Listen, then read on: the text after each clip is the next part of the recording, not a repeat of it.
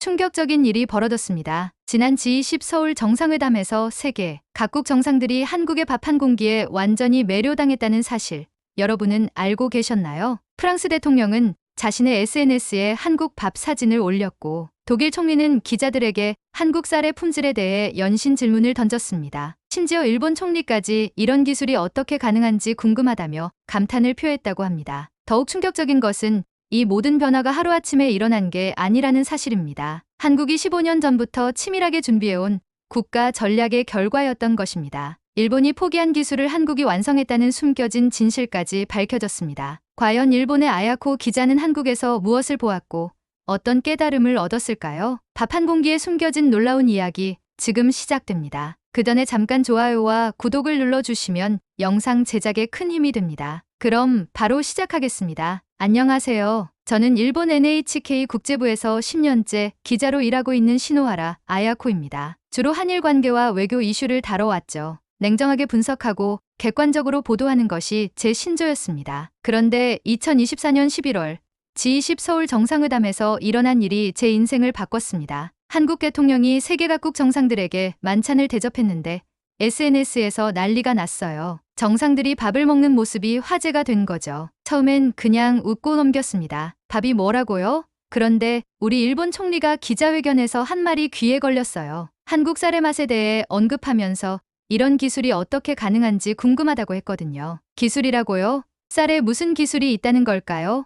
호기심이 생겼습니다. 다른 나라 정상들도 비슷한 반응을 보였어요. 프랑스 대통령은 자신의 인스타그램에 밥 사진을 올렸고, 독일 총리는 기자들에게 한국 쌀의 품질에 대해 물어보더라고요. 편집회의에서 이 이야기를 꺼냈을 때 동료들은 의아해했습니다. 쌀이 국제 뉴스가 될 수 있냐는 반응이었죠. 하지만 저는 뭔가 놓치고 있는 게 있다는 직감이 들었어요. 사실 저도 의심스러웠습니다. 일본이 쌀 종주국 아닌가요?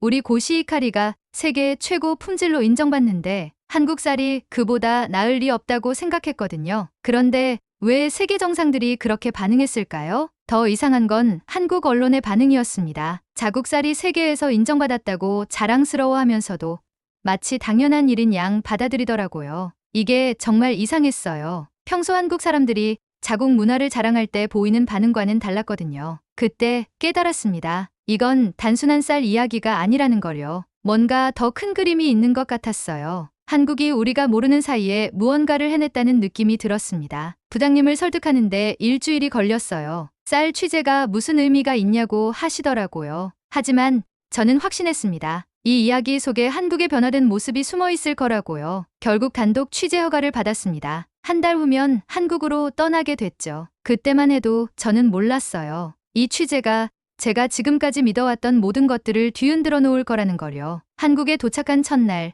저는 청와대 만찬을 담당했던 셰프를 만났습니다. 김민준이라는 분이었는데 30대 중반의 젊은 셰프더라고요. 처음엔 별거 아닐 거라고 생각했어요. 하지만 김민준 셰프의 첫 마디부터 예상과 달랐습니다. 쌀이 요리의 70%를 좌우한다고 하더라고요. 그것도 단순히 맛이 아니라 식감, 향, 심지어 소화까지 고려해서 선택한다는 거예요. 더 놀라운 건 그 다음이었습니다. 이번 만찬용 쌀을 선택하기 위해 전국 42개 지역의 쌀을 테스트했다고 하더라고요. 각각의 수분 함량, 아밀로스 비율, 단백질 함량까지 분석했다는 거예요. 이게 정말 쌀 이야기인가 싶었습니다. 김민준 셰프가 저에게 한 장의 종이를 건넸어요. 거기엔 전북 부안군 변산면이라고 적혀 있었습니다. 최종 선택된 쌀의 산지였죠. 부안이라는 지명을 들어본 적이 없었어요. 서울도 아니고 경기도도 아니고 왜 하필 그곳일까요? 셰프는 이렇게 설명했습니다. 부안 지역의 토양, 성분과 기후 조건이 특별하다고요. 바다와 가까워서 미네랄이 풍부하고 일교차가 커서 쌀알이 단단해진다는 거예요. 하지만 더 중요한 건 그곳에서 새로운 방식으로 벼를 키운다는 사실이었습니다. 호텔로 돌아와서 부안에 대해 조사해봤어요. 인구 5만 명도 안 되는 작은 군이더라고요. 그런 곳에서 세계 정상들이 먹을 쌀이 나온다니 믿기지 않았습니다. 다음날 NHK 서울 지국장에게 부안 취재 계획을 말했더니 황당하다는 표정을 지었어요. 한국의 시골 쌀 취재가 무슨 의미가 있냐고 하더라고요. 심지어 도쿄 본사에서도 연락이 왔습니다. 더 중요한 이슈가 많지 않냐는 거였죠. 하지만 저는 포기할 수 없었어요. 뭔가 중요한 단서가 부안에 있다는 확신이 들었거든요. 일본에서 온 기자가 한국 시골 쌀밭을 취재한다니 웃길 수도 있겠죠. 하지만 저는 진실을 찾고 싶었습니다. 부안으로 가는 고속버스 안에서 창밖을 바라보며 생각했어요. 일본도 쌀 농사가 주산업인 지역이 많은데 왜 우리는 이런 발상을 못했을까요? 세계 정상들의 입맛을 사로잡을 쌀을 만들겠다는 생각 말이에요. 버스가 부안에 도착했을 때 첫인상은 평범한 시골이었습니다. 논이 펼쳐져 있고 농가들이 듬성듬성 보이더라고요. 하지만 자세히 보니 뭔가 달랐어요. 논 곳곳에 설치된 장비들이 눈에 띄었거든요. 택시기사분에게 물어보니 요즘 젊은 농부들이 컴퓨터로 농사를 짓는다고 하더라고요. 처음엔 무슨 말인지 이해가 안 됐어요. 하지만 곧 그 의미를 알게 됐습니다. 부안에서 일어나고 있는 일은 제가 상상했던 것보다 훨씬 컸거든요. 부안에 도착한 둘째 날, 저는 한 젊은 농부를 만났습니다. 이재훈이라는 29세 청년이었는데 서울대 농업생명과학대학을 졸업하고 고향으로 돌아와 농사를 짓고 있다고 하더라고요. 이재훈 씨가 저를 논으로 안내했을 때 깜짝 놀랐습니다. 논 한가운데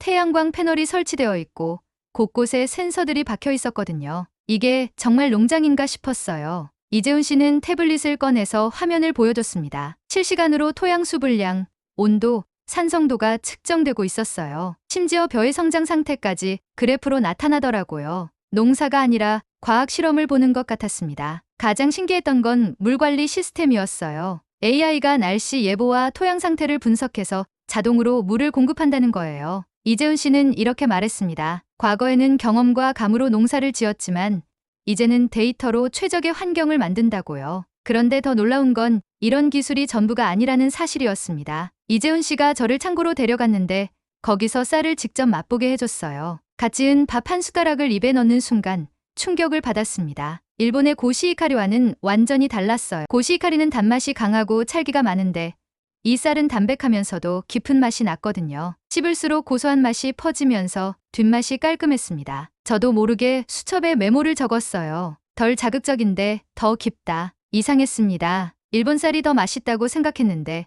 이 쌀을 먹으니 고시히카리가 오히려 인위적으로 느껴졌거든요. 이재훈 씨에게 물어봤습니다. 어떻게 이런 맛을 낼 수 있냐고요. 그는 이렇게 답했어요. 품종 개량과 재배 기술을 결합한 결과라고 하더라고요. 단순히 달기만 한 쌀이 아니라 다양한 요리와 조화를 이룰 수 있는 쌀을 만들었다는 거예요. 오후에는 이재훈 씨의 농업 스타트업 사무실을 방문했습니다. 20대 후반에서 30대 초반의 젊은 사람들이 컴퓨터 앞에 앉아 일하고 있었어요. 농업회사인데 IT 회사 같은 분위기였습니다. 한 직원이 저에게 설명해 줬어요. 부안 지역 200여 농가의 데이터를 실시간으로 수집하고 분석한다고 하더라고요. 어느 논에서 언제 어떤 작업을 해야 하는지, 심지어 수확 시기까지 AI 예측한다는 거예요. 그때 문득 깨달았습니다. 이건 단순한 농업이 아니라는 거요. 전통적인 농사 방식과 최첨단 기술이 만난 새로운 형태의 산업이었어요. 한국이 쌀농업을 이렇게 발전시켰다니 충격적이었습니다. 저녁에 이재훈 씨 집에서 식사를 했는데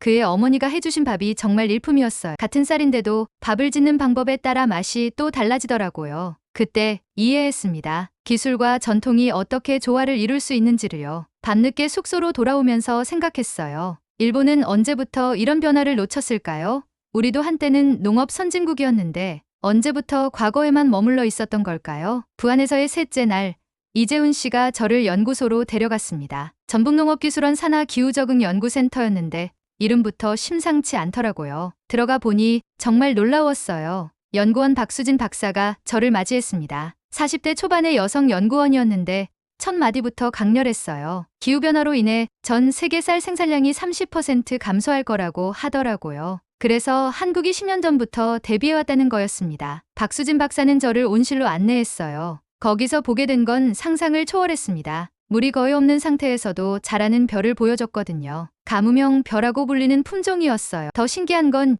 이 벼가 일반 벼보다 영양가가 높다는 사실이었습니다. 스트레스를 받은 환경에서 자라면서 오히려 단백질과 미네랄 함량이 증가했다고 하더라고요. 기후변화가 위기가 아니라 기회가 될 수 있다는 거였어요. 박수진 박사가 태블릿으로 세계 지도를 보여줬습니다. 한국의 가무명 기술이 어디에 적용되고 있는지 나타낸 거였어요. 아프리카, 중동, 남미까지 빨간 점들이 찍혀 있었습니다. 특히 충격적이었던 건 아프리카 이야기였어요. UN 세계식량계획이 한국 기술을 도입해서 난민 지역에 쌀 농장을 만들고 있다고 하더라고요. 물이 부족한 지역에서도 쌀을 키울 수 있게 된 거예요. 박수진 박사는 컴퓨터 화면에 그래프를 띄워줬습니다. 케냐의 한 난민촌에서 한국식 스마트팜 기른 쌀의 수확량이었어요. 기존 방식보다 3배나 많은 쌀을 생산하고 있다는 거였습니다. 그때 문득 일본이 떠올랐어요. 우리는 여전히 전통적인 농법에 의존하고 있잖아요. 비료를 많이 주고 물을 많이 대고 노동력에 의존하는 방식 말이에요. 기후변화에 대한 대비는 거의 없다고 봐야 했습니다. 박수진 박사에게 물어봤어요. 일본과의 차이점이 뭐냐고요. 그는 이렇게 답했습니다. 한국은 위기를 기회로 보는 관점이 다르다고 하더라고요. 일본은 기존 방식을 지키려 하지만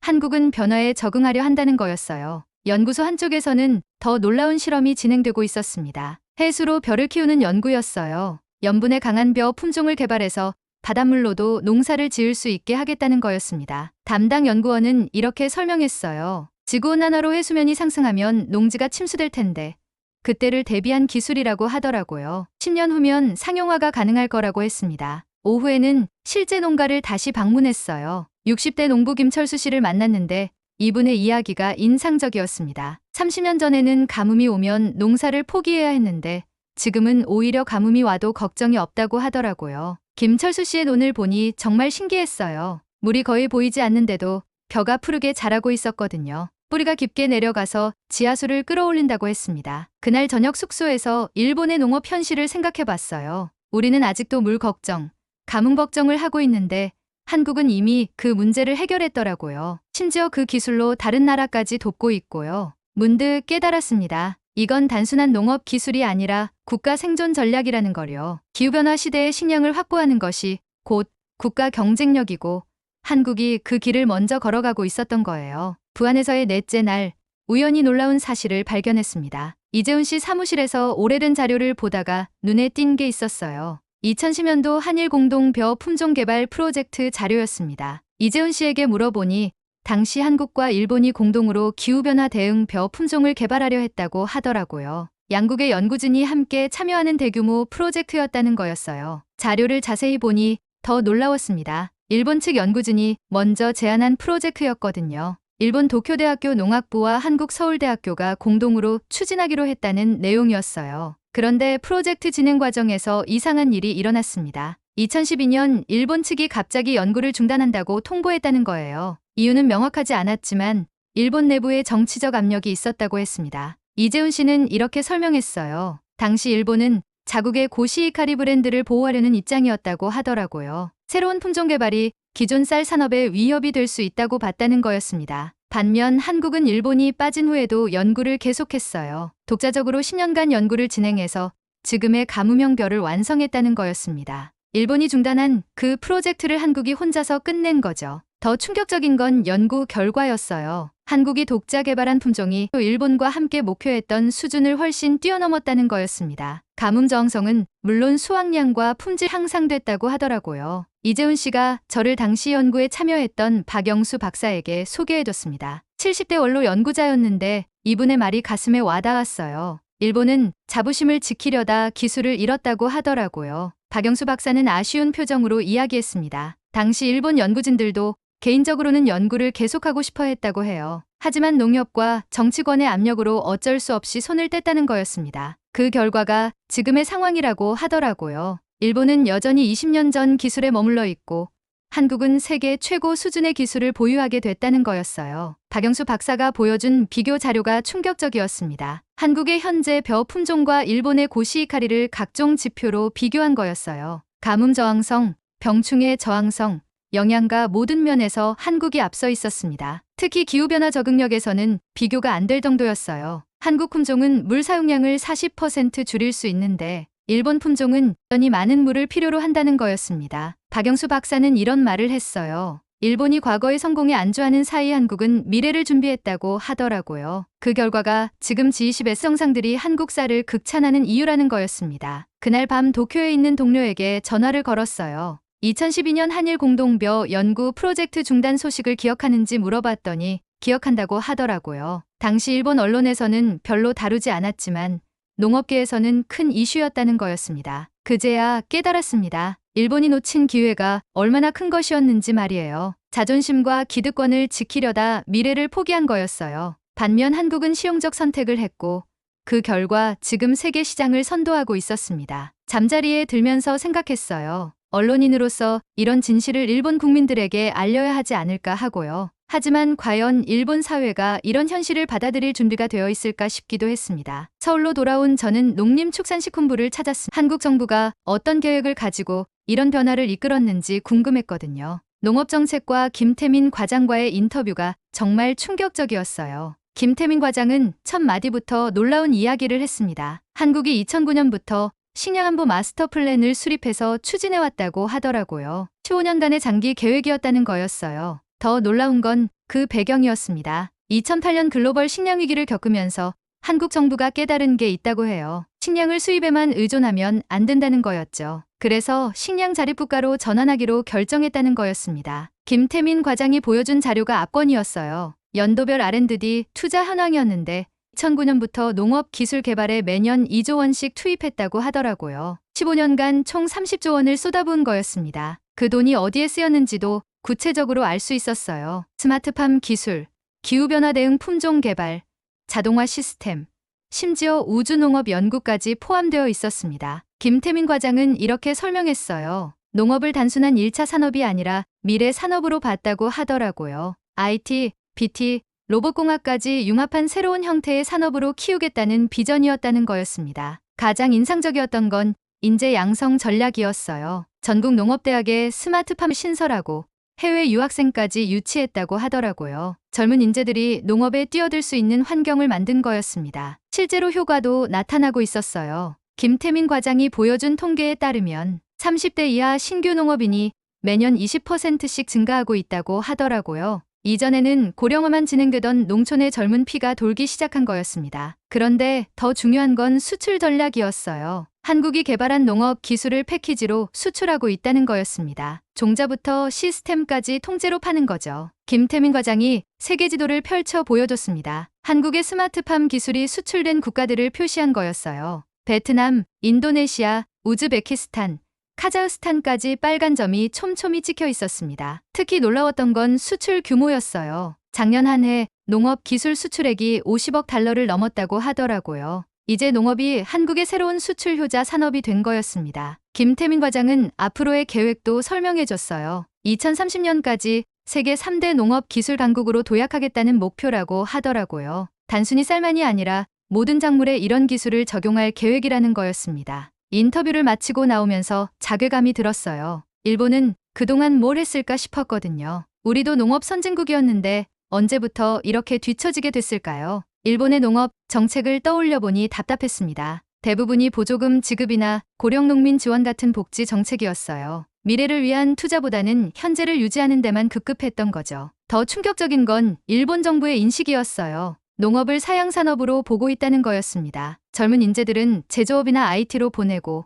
농업은 그냥 명맥만 유지하면 된다는 식이었어요. 그 결과가 지금의 현실이라는 생각이 들었습니다. 한국은 농업을 미래 산업으로 키웠고 일본은 과거 산업으로 방치했던 거죠. 15년의 시간 동안 이렇게 큰 차이가 벌어진 거였어요. 호텔로 돌아가는 길에 생각했습니다. 이건 단순한 농업 이야기가 아니라 국가 전략의 차이였어요. 위기를 기회로 바꾸려는 의지와 미래를 내다보는 시각이 만든 결과였던 거죠. 서울에서의 마지막 날, 저는 청담동의 한 고급 한식당을 찾았습니다. 미슐랭 이스타를 받은 곳이었는데 셰프가 직접 경기미로 지은 밥을 대접한다고 하더라고요. G20 사용된 그 쌀 말이에요. 한정식 코스의 마지막에 나온 밥이 정말 예술이었습니다. 작은 돌솥에 담긴 밥알 하나하나가 진주처럼 윤이 났어요. 숟가락으로 떠서 입에 넣는 순간 부안에서 느꼈던 그 깊은 맛이 다시 살아났습니다. 하지만 이번엔 더 완성도가 높았어요. 밥과 함께 나온 반찬들과의 조화가 놀라웠거든요. 김치의 신맛,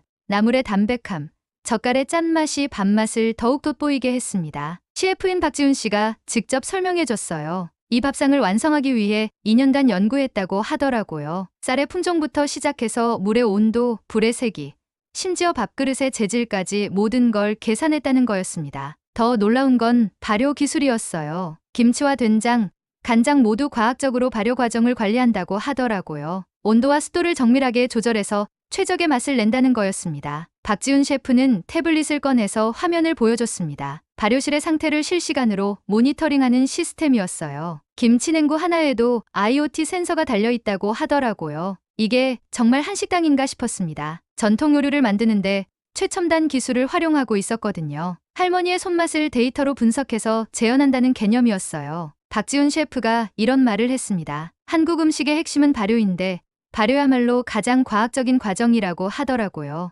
미생물의 활동을 정확히 이해하고 조절할 수 있다면 더 좋은 맛을 낼 수 있다는 거였죠. 실제로 이 식당의 김치는 3개월 대기가 있을 정도로 유명했어요. 전 세계에서 한식을 배우러 오는 셰프들이 반드시 거쳐가는 곳이라고 하더라고요. 가장 인상적이었던 건 밥상 철학이었습니다. 박지훈 셰프는 한국인에게 밥은 단순한 음식이 아니라 문화라고 했어요. 그래서 밥상 하나에도 한국의 정신이 담겨야 한다는 거였죠. 저도 모르게 일본의 가이세키 요리가 떠올랐어요. 우리도 전통과 격식을 중시하지만 뭔가 다른 느낌이었거든요. 일본 요리는 형식미를 추구한다면 한국 요리는 조화와 균형을 추구한다는 느낌이었어요. 박지훈 셰프가 마지막에 보여준 건 놀라웠습니다. 이 식당에서 사용하는 모든 식재료의 이력을 추적할 수 있다는 거였어요. 쌀이 언제 어디서 재배됐는지, 김치에 들어간 배추가 어느 농장 출신인지까지 알 수 있다고 하더라고요. 이게 바로 한국식 프리미엄이구나 싶었습니다. 단순히 비싸기만 한 게 아니라 모든 과정이 투명하고 과학적으로 관리되고 있었어요. 믿을 수 있는 맛이었던 거죠. 식사를 마치고 나오면서 생각했어요. 한국이 전략적으로 추진한 건 농업만이 아니라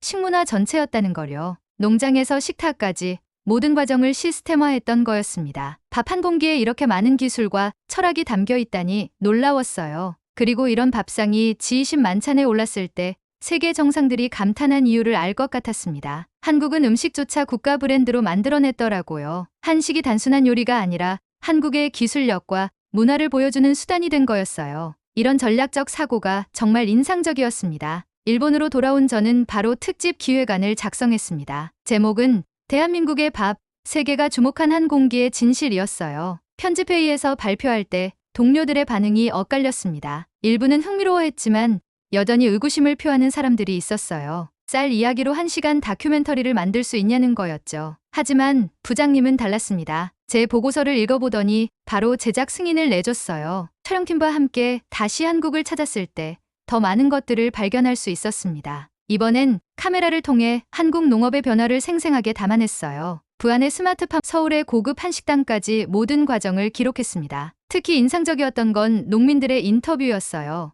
60대 농부부터 20대 청년까지 세대를 넘나드는 다양한 목소리를 들을 수 있었거든요. 모두가 한국 농업의 미래에 대해 확신을 갖고 있더라고요. 방송 직전까지도 걱정이 많았습니다. 일본 시청자들이 이런 내용을 어떻게 받아들일까 싶었거든요. 자칫 한국을 미화하는 방송으로 비칠 수도 있다는 우려가 있었어요. 하지만 방송이 나간 후 반응은 예상과 완전히 달랐습니다. 시청률도 높았지만 더 중요한 건 시청자들의 반응이었어요. NHK 홈페이지에 댓글이 쏟아졌는데 대부분이 충격적이었다는 반응이었습니다. 가장 많이 나온 댓글이 우리는 왜 몰랐는가였어요. 한국이 이렇게 발전했는데 일본 언론은 왜 제대로 보도하지 않았냐는 질책도 있었습니다. 일부는 정말 사실이냐고 의구심을 표하기도 했어요. 하지만 더 많은 사람들이 일본 농업의 현실을 되돌아보는 댓글을 남겼습니다. 언제까지 과거에만 머물러 있을 것이냐, 한국처럼 변화해야 하는 것 아니냐는 목소리가 높았어요. 방송 후 일주일 동안 각종 매체에서 인터뷰 요청이 쏟아졌습니다. 신문,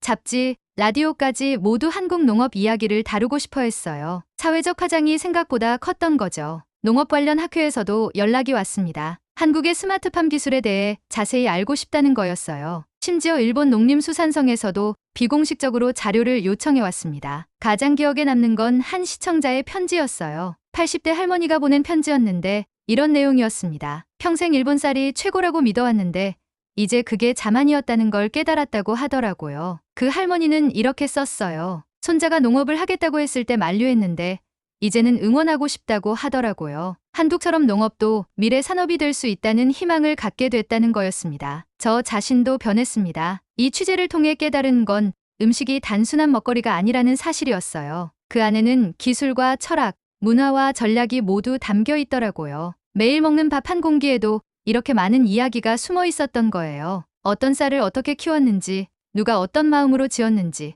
그 모든 과정이 맛에 영향을 미친다는 걸 알게 됐습니다. 이제 저는 매일 아침 밥을 먹을 때마다 생각해요. 나는 무엇을 먹고 살아가고 있는가? 이 음식 뒤에는 어떤 사람들의 노력이 있는가 하고 말이에요. 그리고 깨달았습니다. 진실은 멀리 있는 게 아니라 바로 우리가 매일 먹는 밥상 위에 있다는 거요. 우리가 그동안 놓쳐왔던 것들, 당연하게 여겨왔던 것들 속에 정말 중요한 메시지가 숨어 있었던 거였어요. 한국의 밥 한 공기가 저에게 가르쳐 준 것은 음식에 대한 새로운 시각이었습니다. 그리고 변화하는 세상을 바라보는 새로운 눈이었어요. 이제 저는 다른 기자가 되었습니다. 작은 것에서 큰 진실을 찾는 기자 말이에요. 오늘 사연은 여기까지입니다. 여러분의 구독과 좋아요는 영상 제작에 아주 큰 힘이 됩니다. 긴 영상 시청해 주셔서 감사합니다.